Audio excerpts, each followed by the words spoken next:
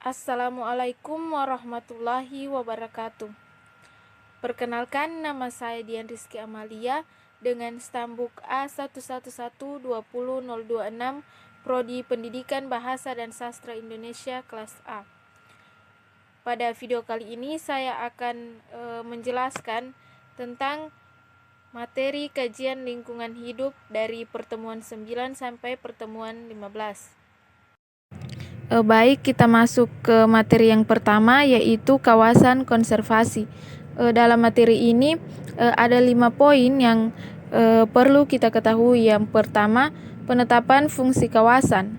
Dalam Undang-Undang Nomor 5 Tahun 1990 tentang perlindungan, pengawetan, dan pemanfaatan, bahwa ada 3 kriteria konservasi bagi perlindungan jenis dan komunitas. Yang pertama, kekhasan. Yang kedua, keterancaman. Dan yang ketiga, kegunaan. Dan juga ada beberapa pendekatan yang digunakan dalam penetapan fungsi kawasan. Yang pertama, pendekatan jenis atau spesies. Yang kedua, pendekatan komunitas dan ekosistem. Dan yang ketiga, pendekatan kawasan dan manusia. Poin yang kedua yaitu kriteria umum penetapan kawasan konservasi.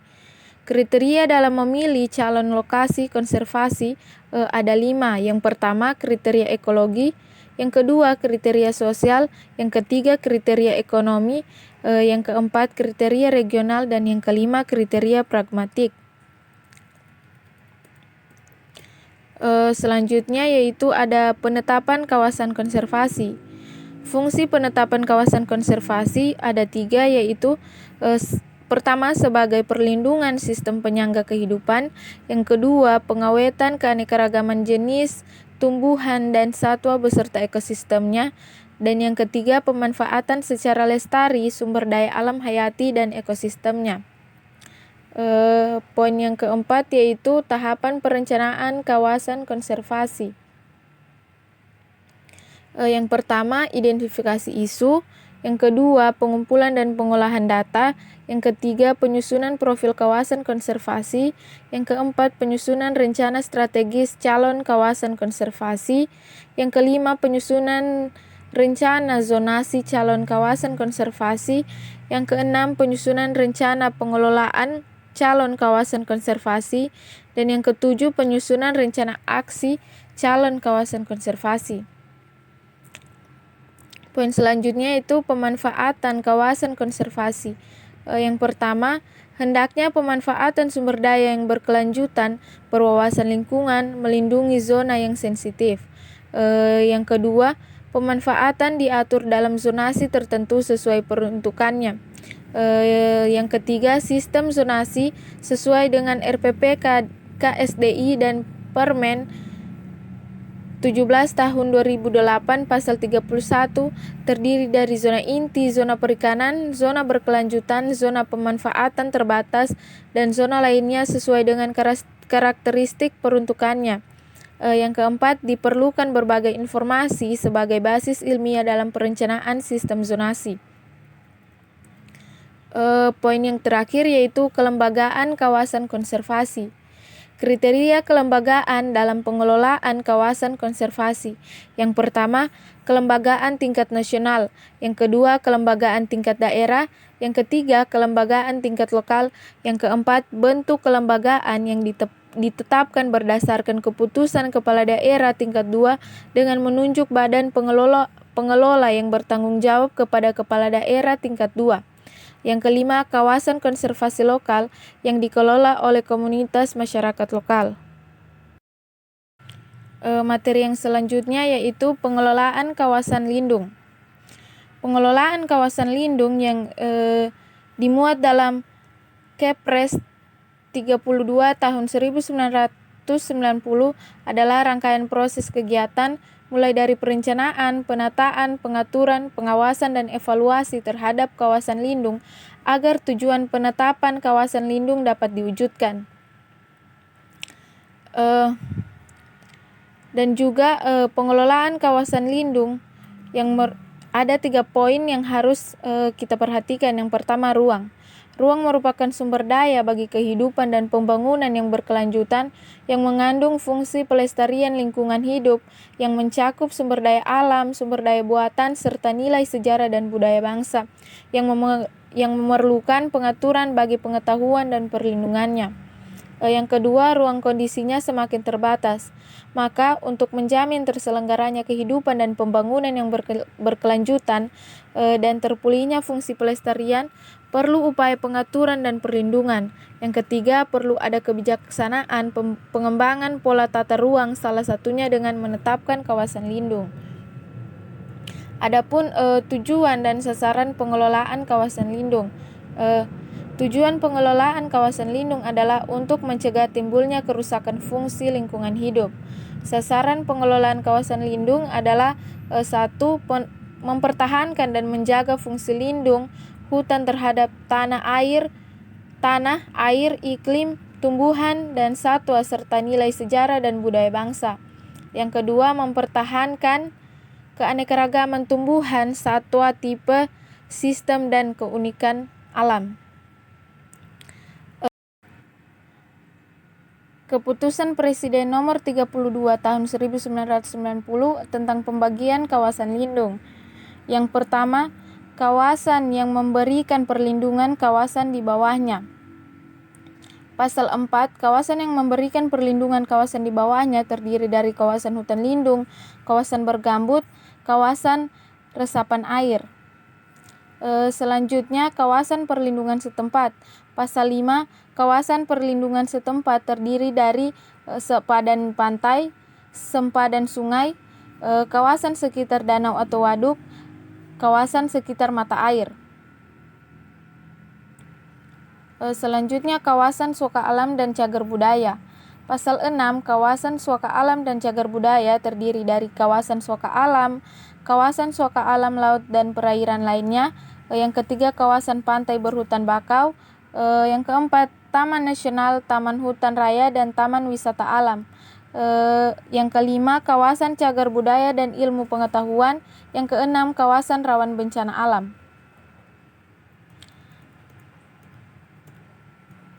Dan yang terakhir, kawasan rawan bencana alam. 1. Perlindungan terhadap kawasan rawan bencana alam dilakukan untuk melindungi manusia dan kegiatannya dari bencana disebabkan oleh alam maupun secara tidak langsung oleh perbuatan manusia.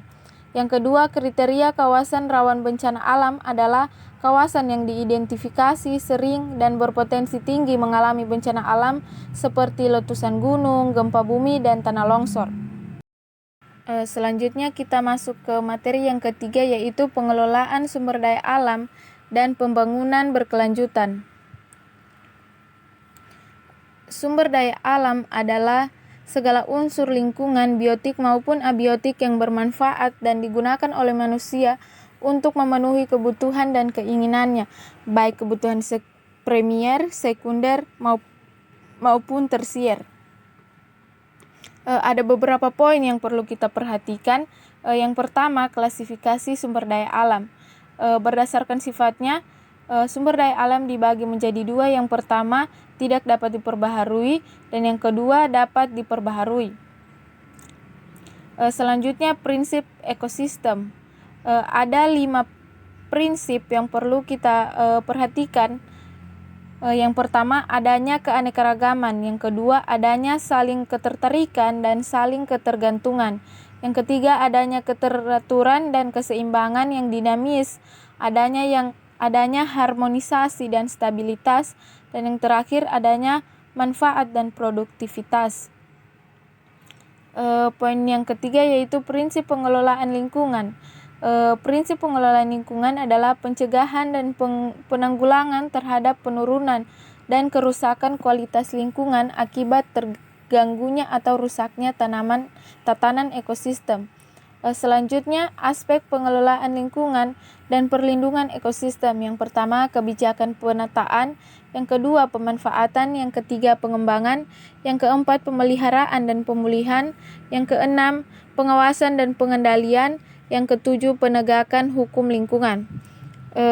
Selanjutnya, komponen lingkungan terdiri dari fisika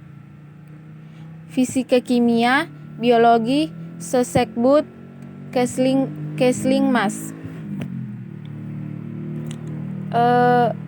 Selanjutnya kita masuk ke pembangunan berkelanjutan. Pembangunan berkelanjutan adalah proses pemanfaatan sumber daya alam dan lingkungan untuk memenuhi kebutuhan manusia untuk generasi saat ini dan generasi mendatang agar hidupnya sejahtera serta kelestarian fungsi lingkungan tetap terjamin.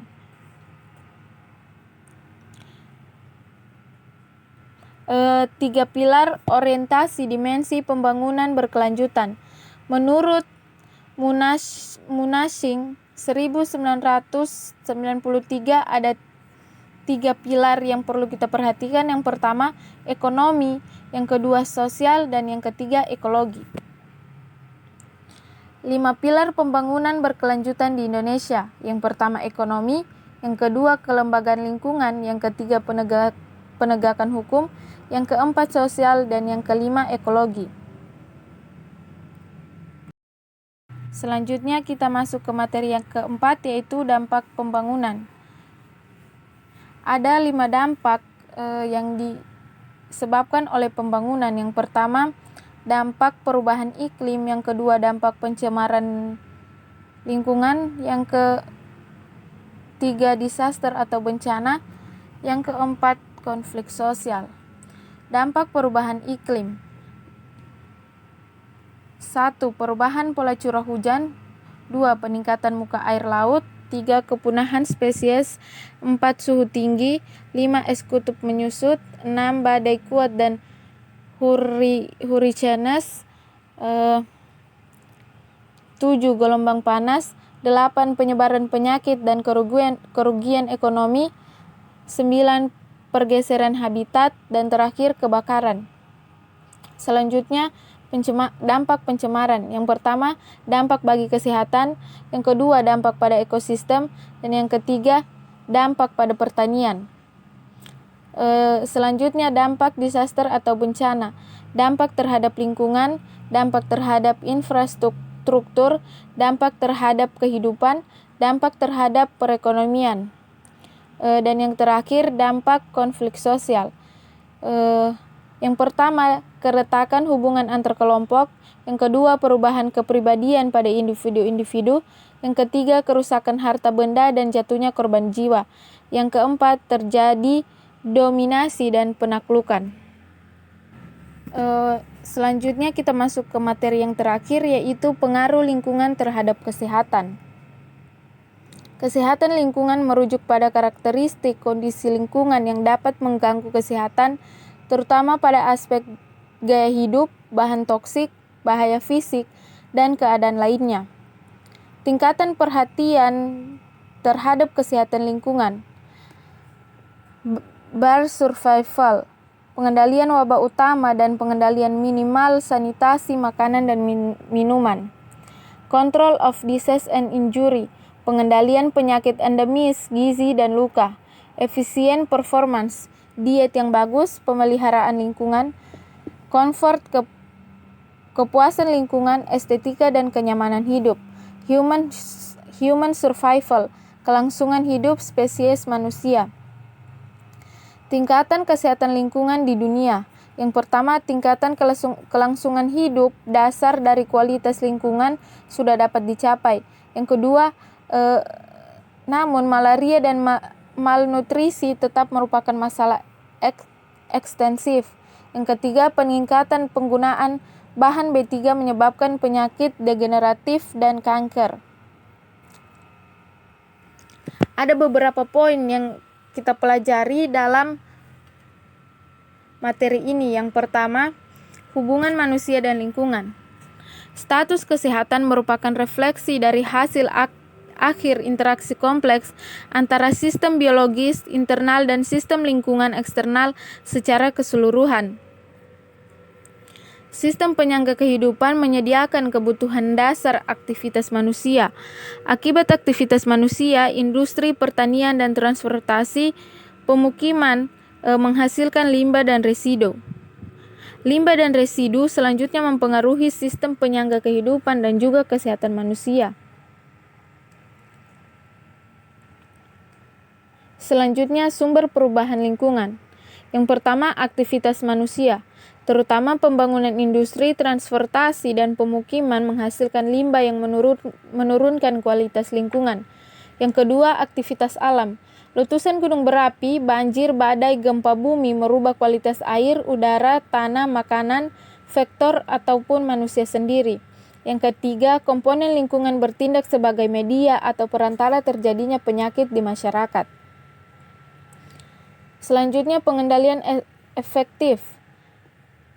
Air limbah dan tinja merupakan sumber infeksi virus, bakteri, protozoa maupun cacing, serta bahan kimia beracun dan berbahaya lainnya. Pengendalian penularan penyakit yang paling efektif adalah dengan memutuskan mata rantai penularan langsung pada sumbernya. Selanjutnya, ekosistem. Ekosistem adalah tatanan segenap komponen lingkungan yang merupakan kesatuan yang utuh menyeluruh yang saling berinteraksi membentuk keseimbangan yang stabil dan dinamis. Keseimbangan ekosistem yang stabil namun dinamis ini dapat merusak apabila terjadi pencemaran lingkungan yang berlebihan baik oleh aktivitas manusia ataupun peristiwa alam yang melewati daya lenting ekosistem tersebut. Selanjutnya, peran lingkungan dalam menimbulkan penyakit. Lingkungan sebagai faktor predisposisi atau faktor kecenderungan. Yang kedua, lingkungan sebagai penyebab penyakit, penyebab langsung penyakit. Yang ketiga, lingkungan sebagai media transmisi penyakit atau sebagai perantara penularan penyakit. Yang terakhir, lingkungan sebagai faktor mempengaruhi perjalanan suatu penyakit atau faktor penunjang. Dan yang terakhir, lingkungan dan penyakit. Kesehatan lingkungan. Kesehatan lingkungan merupakan ilmu yang mempelajari hubungan timbal balik antara manusia dengan lingkungan yang mempengaruhi derajat kesehatan manusia. Ruang lingkup kesehatan lingkungan. Yang pertama, penyediaan air, pengelolaan limbah, sanitasi makanan, sanitasi pemukiman dan tempat-tempat umum, pencemaran lingkungan, pengendalian vektor atau binatang pengganggu dan roden atau tikus. Yang terakhir, keselamatan dan kesehatan kerja. Selanjutnya, kesehatan lingkungan di Indonesia. Negara tropis, kepulauan yang memiliki keuntungan dan kerugian. Indonesia sebagai negara tropis memiliki keuntungan. Yang pertama, temperatur panas, masyarakat religius, dan kerugian yaitu udara lembab, banyak genangan air, pendidikan rendah, adat istiadat tradisional, sanitasi lingkungan belum baik, dan yang terakhir awal industrialisasi atau pencemaran.